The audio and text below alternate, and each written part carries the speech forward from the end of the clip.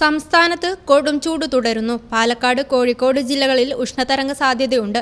ഇതിന്റെ പശ്ചാത്തലത്തിൽ ഈ ജില്ലകളിൽ യെല്ലോ അലർട്ട് പുറപ്പെടുവിച്ചു. പാലക്കാട് ചൂട് 40 ഡിഗ്രി എത്തുമെന്നാണ് കാലാവസ്ഥാ വകുപ്പിന്റെ മുന്നറിയിപ്പ്. കൊല്ലം, തൃശൂർ ജില്ലകളിൽ 39 ഡിഗ്രി സെൽഷ്യസും കോഴിക്കോട്, കണ്ണൂർ ജില്ലകളിൽ 38 ഡിഗ്രി സെൽഷ്യസും വരെ ചൂട് കൂടാം. പത്തനംതിട്ട, ആലപ്പുഴ, കോട്ടയം, എറണാകുളം, മലപ്പുറം, കാസർഗോഡ് ജില്ലകളിൽ 37 ഡിഗ്രി സെൽഷ്യസ് വരെ താപനില ഉയരാമെന്നും കേന്ദ്ര കാലാവസ്ഥാ വകുപ്പ് അറിയിച്ചു.